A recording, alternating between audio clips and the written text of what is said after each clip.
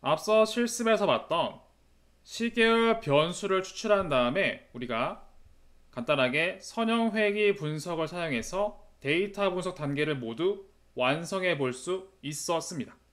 그런데 두 가지 이슈가 있었죠. 시계열 변수를 사용하지 않을 경우에는 성능이 좋지 않았고, 시계열 변수를 사용할 때는 성능은 매우 좋았으나 설명할 수 있는 변수가 24개 변수 중에 3개밖에 없었습니다.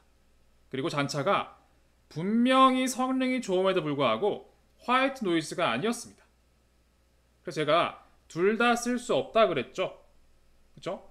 지금부터 그 이유를 설명드릴 겁니다. 그것이 지금 3.3에 있는 데이터 변환 단계에서 설명이 가능할 것이고, 목차 보시면 어떻게 해야 됩니까? 우리가 시간 현실을 좀 더 반영해서 전처리를 해야 하고, 그리고 변수들의 독립성을 좀 더 확보해서 향상시켜주면 그런 것이 좀 더 해소가 됩니다. 그에 관련된 이론이 다중공선성이고, 마찬가지 스케일링 조정 우리가 이미 알고 있죠. 이 스케일링 조정 방식도 사실은 좀 더 그러한 이슈를 줄일 수 있습니다. 흔히 이 데이터 분석에서 스케일링 왜 조정합니까? 그런 분들 굉장히 많아요. 그냥 어차피 개수 해석하면 되는 건데 왜 굳이 0과 1 사이로 마이너스 1에서 1 사이로 바꿉니까?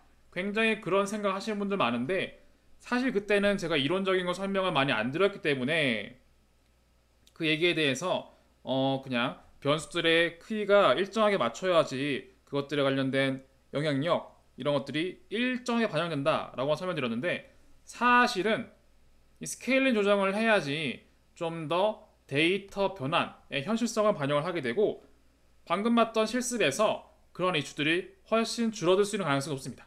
그 내용도 하나하나 설명드릴게요. 자, 다시 정리하면 시계열 피처 엔지니어링 결과를 반영했더니 예측 성능만 좋았지 설명도 할 수가 없고 잔차도 화이트 노이즈가 아닌 그런 이슈가 있습니다. 이를 데이터 변환 단계와 스케일 조정 단계를 통해서 해소할 수가 있고, 그 이론을 먼저 설명드리고 실습도 살펴볼 예정입니다. 자, 데이터 변환 첫 번째, 시간현실 반영, 리얼리티라고 되어 있죠. 아니, 우리가 데이터의 피처를 만들 때 시간을 반영하지 않았나요? 왜 시간현실을 반영하라고 되어 있죠? 물론 우리가 시간 흐름에 따라서 데이터를 반영한 건 맞습니다. 그런데 우리 데이터 분석의 단계를 다시 한번 보면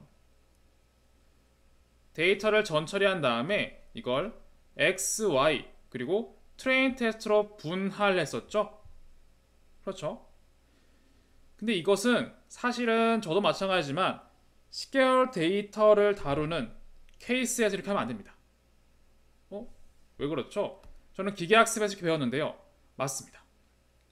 흔히 비시계열적인 데이터를 다루거나 관련돼서 기계학습과 같은 알고리즘을 다룰 때에는 흔히 이렇게 많이 합니다. 왜? 데이터를 전처리한 다음에 X, Y 분리하고 트렌드 테스트 분리합니다. 그리고 이때 트렌드 테스트는 랜덤하게 분할하죠. 이렇게 해서 상관이 없습니다. 크게 분할합니다. 그런데 시계열 데이터를 넣는 순간 절대로 랜덤 분할이 아니라 시간축을 반드시 유지해야 한다고 했죠. 이 이슈 때문에 사실 결론부터 얘기하면 전처리한 다음에 데이터를 분할하면 안 되고, 10개월 데이터 들어가는 순간 데이터 분할을 먼저 하고 전처리를 해야 합니다. 이것이 결론입니다. 왜 그러냐? 그 내용을 설명드릴게요. 자, 우리가 전처리 끝났습니다. 그런 다음에 트렌드 테스트 분리를 했죠. 그렇죠?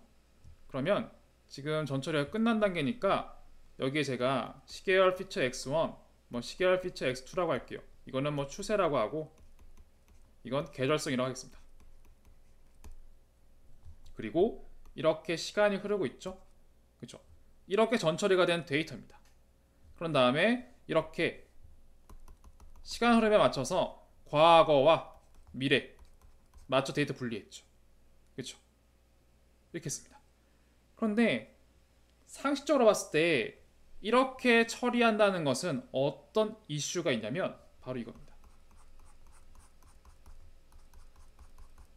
그 중에서 이거 x, 우리가 미래 시점의 추세를 알 수 있나요?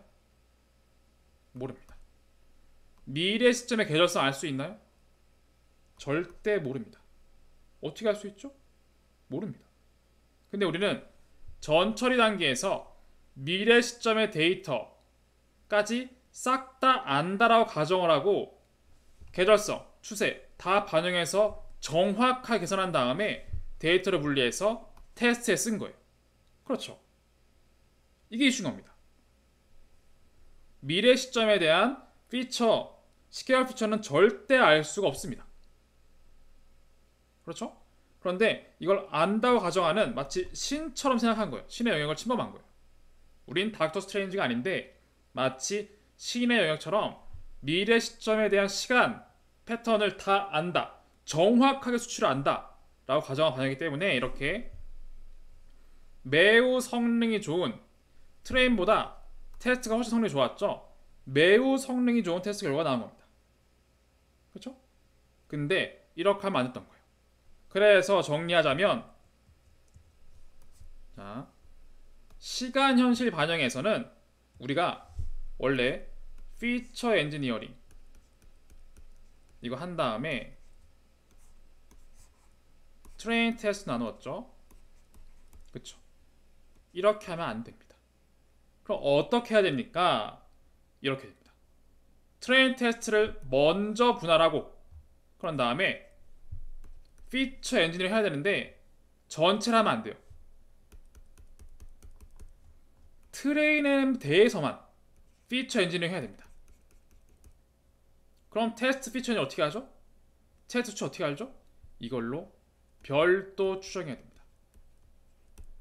이게 맞는 거잖아요. 상식적으로 과거 데이터만 알고 과거 데이터에 대해서 시계열 피처를 만들고, 근데 미래 시점의 시계열 피처를 알고 싶어 별도 추정을 해서 반영해서 써야지 맞는 겁니다. 근데 우리는 마치 미래 시점에 대한 걸 다 안다고 가정하고 데이터를 이미 전처리 끝낸 후 트레인 테스트 나눈 거예요. 그렇기 때문에 과적합이 일어난 겁니다. 그래서 미래 시간 패턴 또는 미래 시간 정보가 담겨있는 데이터의 패턴, 이걸 미리 알 수는 없습니다. 신이 아닌 이상 그거는 매우 비현실적인 거죠. 따라서 이런 이유 때문에 과적합이 일어나게 되고, 앞에 봤던 시처럼 단순히 트레이만 잘 맞는 게 아니라 테스트까지 매우 잘 맞는 엄청난 과적합이 나온 거예요. 그럼에도 불구하고 설명할 수 있는 개수는 없고 잔차는 화이트 노이즈가 아니었던 겁니다. 따라서 시간 정보가 들어간 데이터에선, 시계열 데이터에선 데이터 전처리 시 반드시 데이터 분리부터 하고 패턴을 추출해야 한다는 것입니다. 이렇게 하면은 좀 더 현실성 있는 데이터 분석 결과가 나옵니다. 그리고 상식적으로 이렇게 접근하는 게 맞습니다. 그렇죠? 특별히 이상하지 않으실 겁니다. 자, 그래서 다시 한번 정리를 하면은 우리는 미래 시점에 대한 시계한 패턴 알 수 없습니다. 따라서 데이터를 트레인 테스트 먼저 분리하고 그런 다음에 트레인에 대해서만 패턴을 피처 엔진으로 반영하고 그런 다음에 테스트에 대해서도 별도 추정해서 반영하는 것이 시간 현실, 시간 정보를 제대로 반영하는 피처 엔지니어링이다. 이렇게 정리하겠습니다. 자, 두 번째로 변수들의 독립성 향상입니다. 이게 무슨 뜻이냐면 우리가 y가 있고 x1, x2가 있죠. 매우 많습니다. 우리가 24개의 변수가 있었죠. 그런데 우리는 이걸 이름을 종속 변수라고 하고 이걸 독립 변수라고 합니다. 그쵸? 근데 우리가 이름만 붙이면 끝입니까? 진짜 이 x들은 독립적인 역할을 하는 변수들입니까? 라고 봤을 때 알 수 없습니다. 그쵸? 그렇습니다. 그래서 그러면 우리가 만든 이 데이터가 독립 변수긴 한데 서로 독립적이지 않다는 뜻인가요? 그렇습니다. 그래서 이 데이터를 독립성을 향상시키면 앞에 있는 이슈가 줄어듭니다. 그럼 독립이 무엇입니까? 제가 이런 표현 썼습니다. X1이 예를 들어서 광고 비용입니다. 1, 2, 3, 4. 이거는 GDP입니다. 얘는 1조, 2조, 3조, 4조. 우리 눈에만 광고 비용 GDP가 다른 데이터지 컴퓨터 입장에서는 X2는 X1 곱하기 조예요. 그쵸? 그럼 X1으로 만들 수 있는 게 X2예요. 이게 왜 다른 변수지? 같은 거네라고 생각합니다. 따라서 이거는 이 둘 중엔 우린 독립변수 두 개라고 했지만 아니야, 독립변수 한 개야. 하나는 정석변수야 라고 컴퓨터는 보는 거예요. 그래서 우리는 독립성을 향상시켜야만 합니다. 그리고 독립성을 향상시키면 예측 성능이 자연스럽게 향상이 됩니다. 자, 무슨 내용인지 차차 이해하실 겁니다. 자, 다시 배경 설명드리면 우리가 이미 예측 성능은 향상인 건 맞는데 일반적으로 예측 성능을 향상시키려면 독립 변수들이 진짜 독립 변수이어야만 합니다. 이런 패턴이 없이 진짜 독립성이 높을수록 예측 성능이 좋아지고 과적합이 줄어듭니다. 과적합이. 그래서 이걸 판단하기 위해서 이 독립성이 얼마나 높은가를 판단하기 위해서 컨디션 넘버라는 기능이 등장한 겁니다. 이걸 지금부터 설명드릴 겁니다. 자, 우리가 데이터 분석을 하면 이상적으로 봤을 때는 트레인과 테스트, 예측 성능이 모두 높아야 이상적이죠.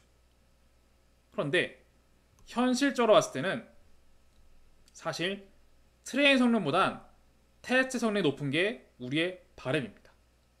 그런데 이런 상황이란 뜻은 결국 변수들의 독립성이 높으면 된다는 뜻이고 그 얘기는 결국 낮은 컨디션 넘버라는 뜻이 됩니다.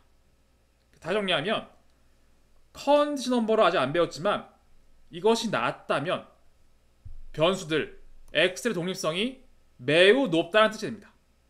그렇게 되면 과적합이 줄어들고 트레인보다는 테스트 성능이 훨씬 향상되는 효과가 있습니다. 자, 그럼 낮은 조건수란 무엇입니까? 낮은 조건수. 비수학적 얘기를 하면 독립변수 X들의 상호 의존도가 분석 결과 Y에 주는 영향을 줄이고 실제 독립변수의 순수 영향만 반영한다. 앞서 봤던 Y와 X, X2 이 두 개에 관련된 영향력은 줄이고 그리고 순수한 X1, X2들을 반영을 해서 Y에 미치는 영향을 높인다. 이런 뜻입니다. 그래서 이걸 어떻게 추정합니까? 수학적으로 이해를 하면 자, 독립변수 X들의 데이터가 있습니다. 집합에 대해서 이것들이 움직일 수 있는 변동을 줄여주는 겁니다.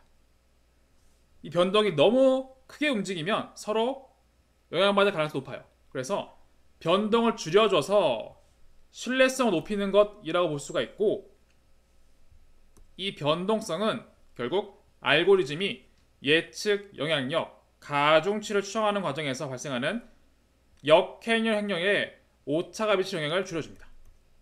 자, 이거는 매우 처음 들으시는 얘기일 가능성이 높은데 우리가 기억하실지 모르겠는데 회귀 분석에서 베타 헷 X 트랜스포즈 X의 인버스 X T XT Y 이렇게 돼 있어요. 이렇게 해주면 자연스럽게 베타가 가중치가 추정됐습니다. 그런데 간단하게 얘기하면 X들이 독립성이 높지 않으면 사실 이거에서 역함수가 존재하지 않게 됩니다. 그 얘기는 무슨 얘기냐? 얘를 통해서 계산해야 되는데 역함수가 없어서 쉽게 얘기하면 내가 실행했던 회귀 분석을 베타 예를 들어서 하나가 나왔을 때 0.2가 나왔어. 근데 밥 먹고 왔어요. 또 새로 회계 분석했더니 베타가 20이 나왔어요. 화장실 갔다 왔어요. 베타가 마이너스 2가 나왔어요. 이렇게 변화됩니다. 즉 독립성이 높지 않으면 역함수가 없다는 뜻은 결국 안정적인 가중치가 추정되지 않는다는 뜻입니다. 그래서 역행렬의 변화에 약간의 오차만 들어가도 추정되는 가중치가 중구난방이 돼요. 아니 최소한 이렇게 돼야 되죠. 실행할 때마다 0.4, 0.3, 0.39, 0.41 이렇게 나와야지. 이렇게 나오면 추정된 가중치를 신뢰할 수가 없겠죠? 그렇죠?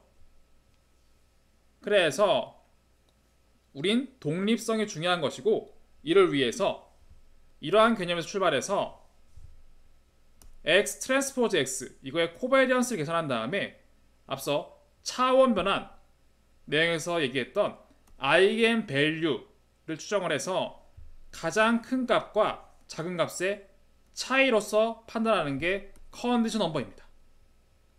자, 이거 왜 이렇게 만들었는데요? 이것까지 알 필요는 없습니다. 무슨 얘기인지 이해만 하시면 돼요. 이제 뒤에서부터 제가 실습 예시로서 조건수가 낮은 경우 그리고 조건수가 높은 경우 실제로 추정되는 가중치가 어떻게 되는지 보여드릴게요. 그럼 먼저 보신 다음에 다시 한번 정리를 하겠습니다. 자, 밑으로 와서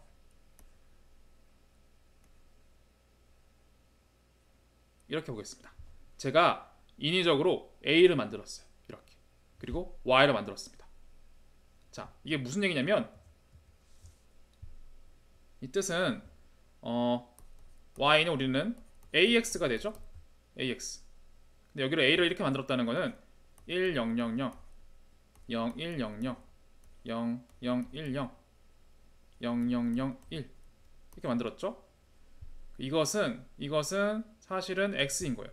X1, X2, X3, X4 이렇게 되고 그리고 Y 데이터는 이렇게 1, 1, 1, 1 만든 겁니다.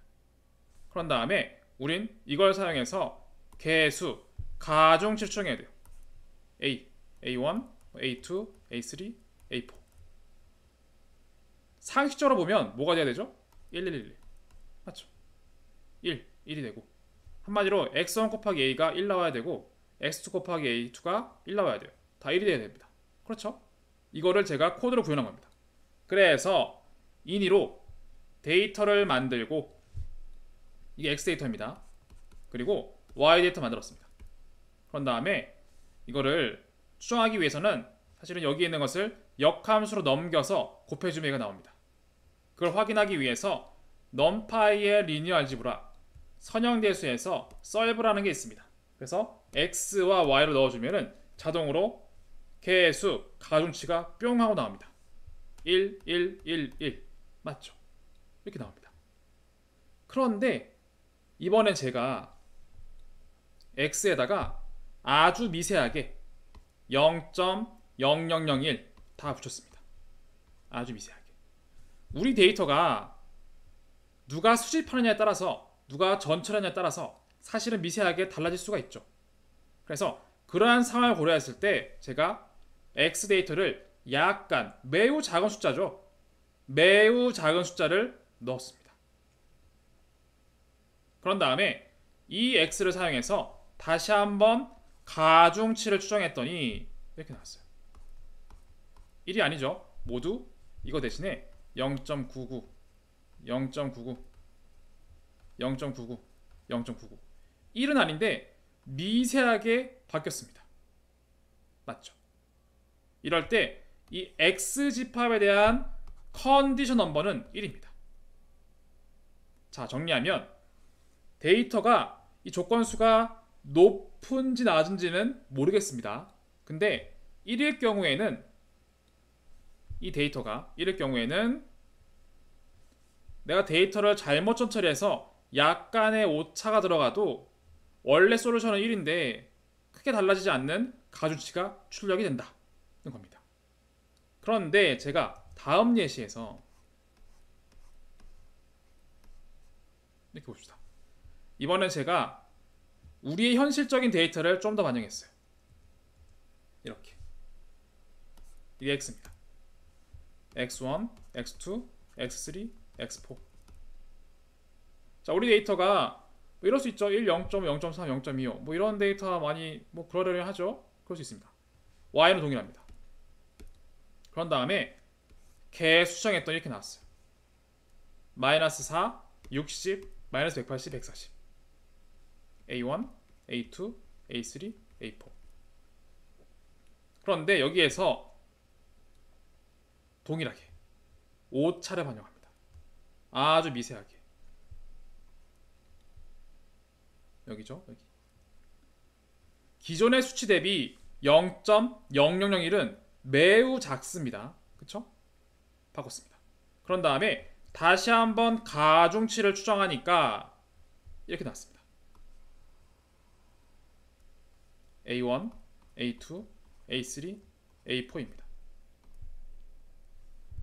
마이너스 4는 마이너스 0.5가 됐고 60은 21이 됐고 마이너스 180은 마이너스 85가 되고 140은 78이 됐어요.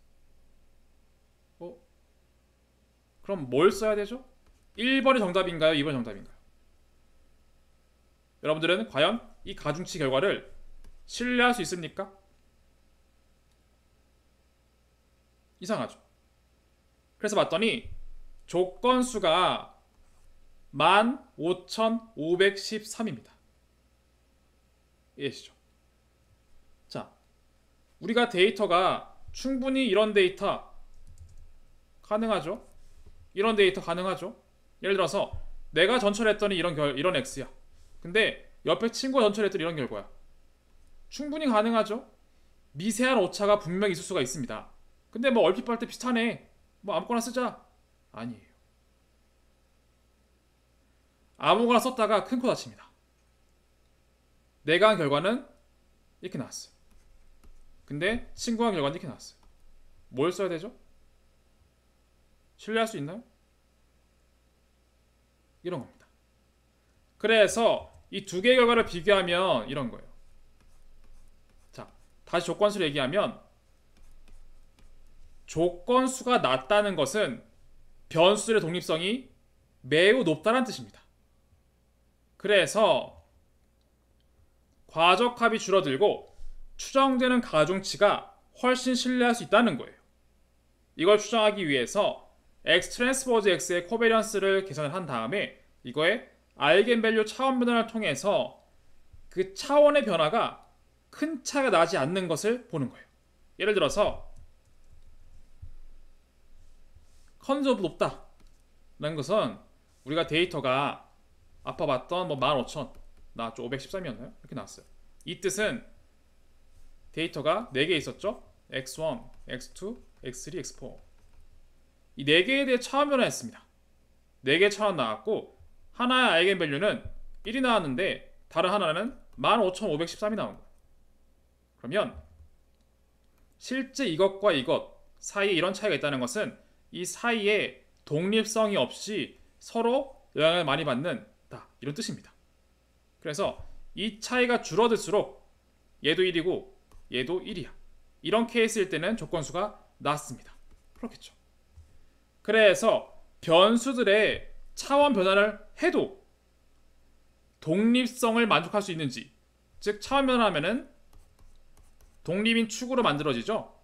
그래서 이 데이터를 차원 변환 다음에 그것들도 마찬가지로 서로 수직이 되는지 1인지 판단하는 게 컨디션 넘버입니다. 이렇게만 설명드릴게요. 그래서 정리하면 컨디션 넘버가 낮으면 이거는 변수의 독립성이 높다. 그리고 이것은 예측되는 가중치의 신뢰성이 높아진다. 그리고 예측 성능이 향상돼서 과적합이 방지되고 트레인 모델 테스트 성능이 높아진다. 이렇게 이해하시면 돼요. 그래서 우리는 반드시 조건수가 낮아야만 한다는 겁니다. 예측 성능 높아야 하고 독립성이 높아야 하고 그리고 가중치가 신뢰할 수 있어야 해요.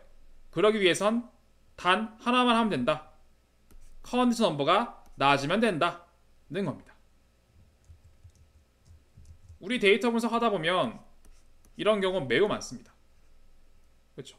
이런 데이터 아주 미세한 오차가 존재할 가능성 매우 많습니다. 그런데 우리는 어떻게 하고 있죠? 와, 빅데이터다.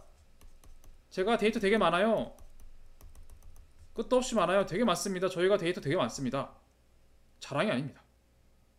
많은 뭡니까? 허울일 수 있습니다. 즉, 특히 그 공장과 같은 센서 데이터 이런데 특히 그래요. 이게 샘플이 매 초마다 찍혀요.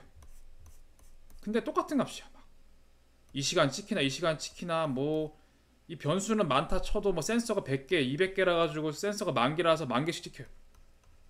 자랑이 아니에요. 사실.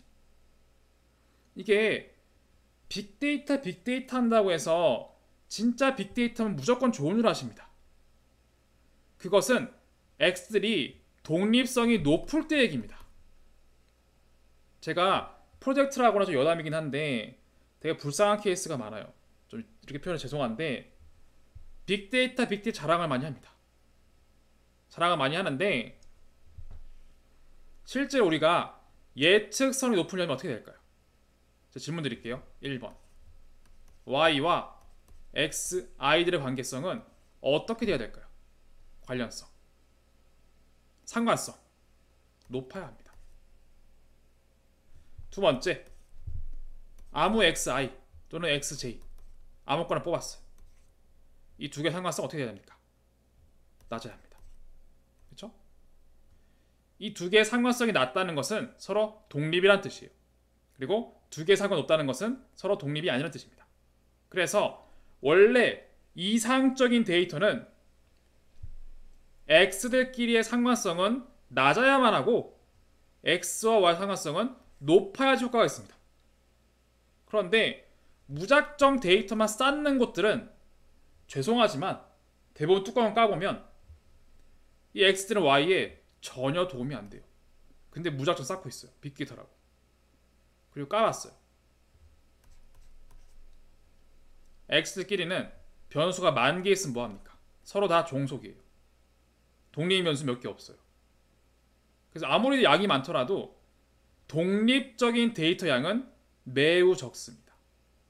그래서 이런 데이터를 들고 아무리 신기술, 아무리 최신 기술, 아무리 AI 최신 기술, 아무리 우겨넣어도 성능이 안 나오는 거예요. 그런데 위에선 얘기하죠. 왜 성능이 안 나와? 돈 쏟았잖아. 사줬잖아. 다 해줬잖아. 왜 신기술을 안 쓰는 거야? 신기술 좀 써봐. 더 좋은 기술 없어? 계속 써봐. 백날 해보십시오. 안 나옵니다. 즉 X와 Y의 관계성은 높아야 되고 X끼리는 독립성이어야 하는데 애초에 이 X들은 Y에 도움이 되지 않아요. 여러분들의 데이터는. 그리고 지들끼리 아무리 많은 독립변수라고 해도 독립변수가 없어요. 상관성이 너무 높아요. 그래서 아무리 최신 기술을 써도 Y를 예측할 수가 없어요. 근데 이 사실을 인정하지 않습니다. 현업은. 아닐 거야 부정을 합니다. 근데 사실 저는 상관없어요. 고생은 제가 하는 게 아니잖아요. 그렇죠? 그래서 뭐 이런 표현이 뭐하긴 하지만 여전히 알파고가 바둑만 두는 거예요. 데이터 분석 매우 화두죠. 데이터 사이언스, 빅데이터, 인공지능 매우 화두죠. 근데 왜 여전히 수년이 지나도 왜 성과가 안 나죠? 근본이 잘못되어 있어요. 아무리 알고리즘이 중요하다고 해도 진짜 중요한 건 데이터입니다. 데이터가 좋으면 사실 인공지능이 아니라 선형 회귀 분석을 써도 성능이 매우 좋게 나옵니다. 근데 이게 기술적인 텀이다 보니까 사람들이 데이터는 경시하고 기술을 우선시하는 경향이 좀 있습니다. 근데 둘 다 중요합니다. 정리하자면 잠시 사이즈 빠졌는데 자 정리하면 YX 관계 높아야 되고 X3 관계는 낮아야 한다. 그런데 현실은 그렇지 않은 경우가 훨씬 많다. 그래서 성능이 안 나오고 있다. 그래서 그런 개념에서 이해를 한 게 우리는 컨디션 넘버다. 조건수라고 한다. 조건수가 낮으면 끝난다. 가중치 신뢰성 있게 일관되게 나오고 과적합 줄어들고 독립성 높아지고 예측 성능이 줄어준다. 좋아진다. 이렇게 됩니다. 예측 성능까지 좋아지는 거죠. 자, 그래서 조건수를 그러면 우리는 낮추어야 하는데 어떻게 합니까? 이 조건수가 낮아야지만 추정되는 가중치가 안정적이고 예측 성능도 안정성이 있기 때문입니다. 그 로버스트하다, 굿빗이라고 합니다. 그것을 세 가지로 정리할 수 있습니다. 첫 번째, 스케일링입니다.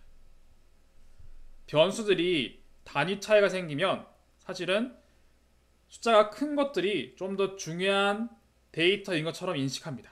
그래서 그러한 걸 줄이고 조건수를 낮추어서 예측 안정성을 높이기 위해서는 스케일링이 필수입니다.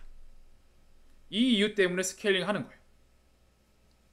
두 번째, 앞서 봤던 XI와 XJ가 관련성이 있습니다. 이런 관계를 다중공선성, 다음에 배울 얘기인데 멀티코어 리니얼리티, X들끼리 함께 리니얼리티가 증가한다는 뜻입니다. 이런 다중공선성이 있을 때는 두 번째, 곧 배우겠지만 베리언스 인플레이션 팩터를 쓰거나 아니면 PCA 방법을 통해서 이런 X 쓰는 게 아니라 독립적인 PC1, PC2 이런 변수를 쓰면 이건 독립이죠. 따라서 이런 변수를 사용하면 해결됩니다. 세 번째, 앞에서 저희가 리찌, 라쏘, 일라스틱넷 여기에서 배웠던 내용이 레귤러라이제이션이었어요. 이것은 무엇이었냐면은 비용함수 코스트 펑션에서 기본적으로 있던 R² 말고 어떤 페널티 텀을 추가로 넣는 거였죠.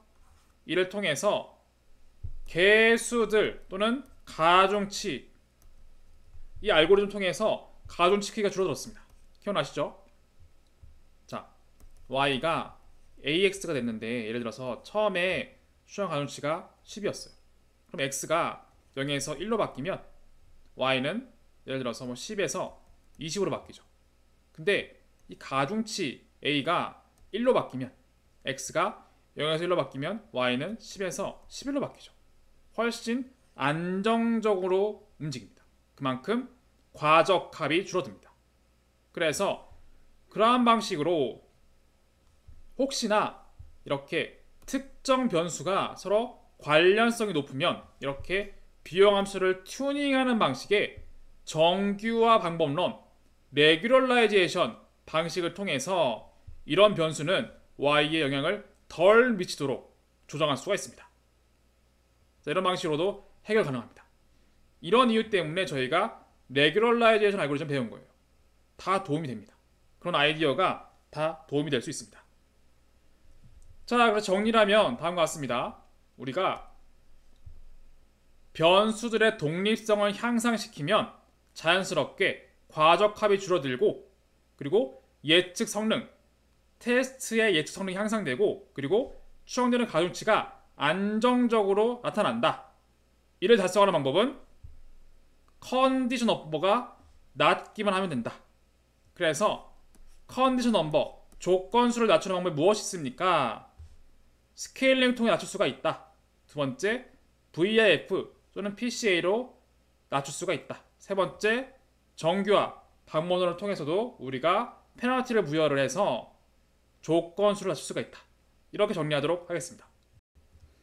조건수를 낮추는 방법은 여러 가지가 있다라고 설명드렸는데 저희는 그 중에서 일단 다중공선성을 제거하는 두 가지 방법, VIF 방식 그리고 우리가 차원 변환에서 배웠던 PCA 방식만 소개를 드릴 겁니다.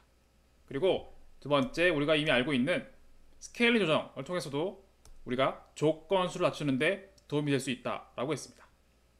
자, 앞서 여러분들이 잘 배웠기 때문에 이 내용은 좀 더 스무스하게 설명드릴 수 있을 것 같습니다.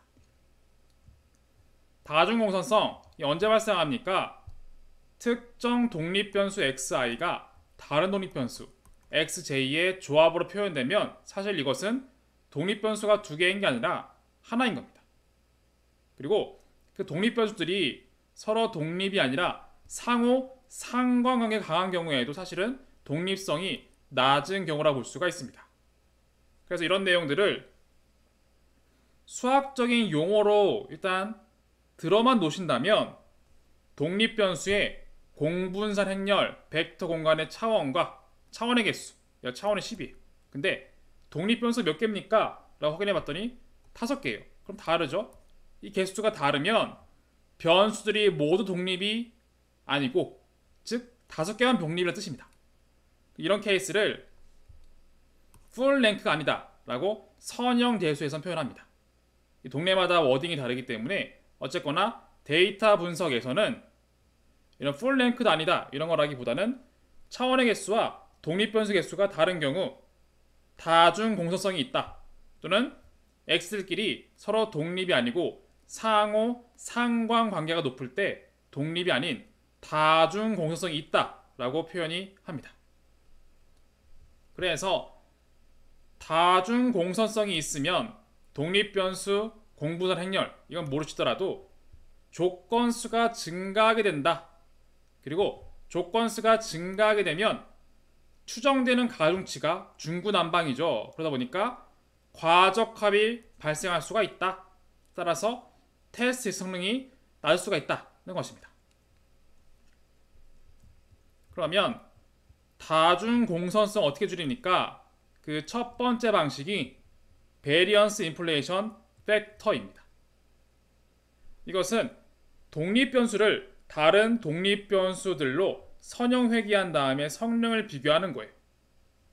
그래서 궁극적으로 독립변수가 100개 있더라도 만약에 그 변수들 중에 다른 변수에 의존성이 높은 변수가 있으면 제거하는 겁니다. 그래서 독립성이 높은 변수만 쓰는 방식이 VIF인 겁니다. 자, 이 VIF 수식은 복잡해 보입니다. 그런데 이걸 다 아실 필요 없지만 여러분들이 아는 단어가 있습니다. 바로 R-스퀘어. 선형 회귀 분석하면 적합 성능의 R-스퀘어가 나오죠. 이것만 일단 기억하시면 되고 VIF는 R-스퀘어와 반비례 관계다. 이것만 일단 이해하시면 됩니다. 자, 어떻게 하냐 이렇게 합니다. 일단 여기 보시면 원래 y는 x들의 함수입니다. 그렇죠? 그런데 일단은 첫 번째는 이걸 y로 씁니다. 이렇게 y로 쓰고 다른 x들에 대해서 회귀 분석하는 거예요. 여기에서 r² 나오겠죠. 그렇죠? 그리고 두 번째 이걸 씁니다. 이걸 y로 쓰고 다른 변수 x1, x3 나머지에 대해서 해보는 거예요. 그럼 또 여기서 r² 나옵니다. 언제까지 하나요? xp까지 모든 변수에 대해 다 해보는 거예요. r² 나옵니다. 자, 이렇게 나옵니다. 그럼 해석을 해야겠죠? 만약에 x1에 대해서 r²가 높습니다. 높다는 뜻은 x1은 다른 변수로 인해서 예측 가능하다, 설명 가능하다는 뜻이죠. 즉 x1은 다른 변수로 복제 가능하다는 뜻입니다. 그렇죠? 그래서 이런 경우에 r²가 높으면 VIF는 r²가 높으면 자연스럽게 VIF는 이게 높으면 1에 가까워지죠? 0이 됩니다. VIF는 커집니다. 그렇죠? 이렇게 됩니다. 반면 x2i가 r²가 낮아요. 낮으면 이 분모가 작아지니까 분모가 1에 가까워지죠? 그래서 VIF가 낮아집니다. 그렇죠? 그러면 이렇게 되죠? 다시 설명하면 독립성이 높은 변수 x2는 VIF가 낮게 나온다. 반면 독립성이 낮은 x1은 다른 변수들로 복제 가능하고 이때는 VIF가 높다는 겁니다. 그렇죠? 그래서 모든 변수들에 대해서 VIF를 다 해보는 거예요. 그런 다음에 순서대로 봤을 때 VIF가 낮은 변수 이것만 선택을 하는 겁니다. 이건 버리는 거예요. X1은 버리고 X2, XP 이 두 개만 쓰는 겁니다. 이렇게 사용하는 게 VIF의 변수 선택 방법입니다. 정리하면 모든 X들의 경우의 수에 대해서 회귀 분석을 한 다음에 그 모든 경우의 수에 대해서 VIF를 출력한다. 그런 다음에 VIF가 낮은 일부 변수만 선택해서 독립변수를 쓴다는 것입니다. 이것이 VIF의 전부입니다. 실습으로 확인해 볼 겁니다. 자, 다음으로 두 번째 방식은 PCA 방식입니다. PCA는 여러분들이 차원 변환 내용에서 잘 배우셨기 때문에 간단하게 설명드릴게요. 애초에 PCA는 다차원에서 분명히 X, Y, Z 공간에서 서로 관련성이 높은 데이터인데 이것이 서로 관련성이 없는 독립인 소차원으로 변경하는 거예요. 이렇게 PC1, PC2 따라서 X, Y, Z는 서로 독립이 아니더라도 PC1, PC2는 서로 독립입니다. 이를 통해서 X, Y, Z 대신에 PC1, PC2를 쓰면 이 독립변수는 독립이기 때문에 다중 공선성이 사라지는 것이죠. 이렇게 해서 다중 공선성을 줄일 수가 있습니다. 실제 PCA 예시에서 본 건데 이렇게 공간상에서 차원 변화를 통해서 독립적인 축을 확인할 수가 있고 새로운 변수를 확인할 수가 있습니다. 이렇게 복잡한 데이터, 서로 패턴이 유사한데도 차원 변화를 통해서 별도의 그룹으로 나뉠 수가 있었죠. 자, 다시 한번 정리하면 다중 공선성을 줄이는 방식은 VIF랑 PCA가 있습니다. 그렇죠? 이렇게 두 개. 그런데 중요한 차이가 있습니다. 이거는 변수 선택이라고 썼는데 기존 변수 중에서 일부 변수를 선택하는 거예요. 그런데 PCA는 엄밀히 말하면 변수 선택이라기보다는 변수 변환입니다. 그래서 기존 변수가 아니에요. 새로운 변수입니다. 새로운 변수가 만들어지고 이 중에서 선택하는 것입니다. 다시 VIF는 기존 변수에서 선택, PCA는 새로운 변수에서 선택하는 겁니다. 그래서 만약에 PCA를 통해서 새로운 변수가 나타나게 되면 이 변수는 무슨 의미인지 무슨 뜻인지 모릅니다. 그렇죠? 그래서 만약에 여러분들이 다중 공선성을 줄이고 싶다. 그런데 만약에 각 변수에 대한 설명이 필요 없다라고 한다면 PCA를 쓰면 되는데 아니야. 나는 어떤 변수가 Y에 어떤 영향을 미치는지 설명해야 돼. 그러면 사실은 VIF를 써서 기존 변수에서 독립성이 높은 변수를 선택하는 방식이 좋을 것입니다. 이렇게 정리 드리겠습니다. 자, 마지막으로 스케일 조정. 스케일 조정은 제가 링크를 반영하긴 해왔습니다만 한번 시간 되시면 보시기 바랍니다. 보시면 되고 실제로 변수의 크기를 일정하게 맞추어서 영향이 높은 현상을 방지하는 것입니다. 그런데 기본적으로 독립변수의 공분산의 컨디션 넘버를 감소시키는 효과가 있습니다. 그래서 가중치의 움직임이 안정적이기 때문에 최적화를 하거나 그리고 수렴시킬 때 매우 안정적이고 속도가 빨라지는 경향이 있습니다. 그리고 컴퓨터적으로 봤을 때는 영향력이 줄어들기 때문에 메모리를 적게 사용합니다. 이런 경향도 있습니다. 자, 관련해서는 여러분들이 아시는 바와 같이 첫 번째 많이 쓰이는 게 스탠다드 스케일러, 그리고 두 번째 민맥 스케일러, 세 번째 로버스트 스케일러, 노멀라이저 이런 것들이 있습니다. 자, 다시 한번 정리하면 지금까지 많이 오셨는데 앞에서 우리가 시계열 변수 추출을 통해서 데이터 분석을 했더니 예측 성능은 매우 좋으나 그 가중치가 사용할 수 있는 게 3개밖에 없고 잔차가 화이트 노이즈가 아니었습니다. 그런 이슈는 바로 우리가 잘못하고 있는 데이터 분석이 있었기 때문이다. 첫 번째가 너무 미래 시점에 대한 데이터를 다 안다 가정하고 전처리 했다. 따라서 10개월 피처를 엔지니어링 할 때는 데이터 분류를 먼저 하고 그 다음에 전처리를 한다.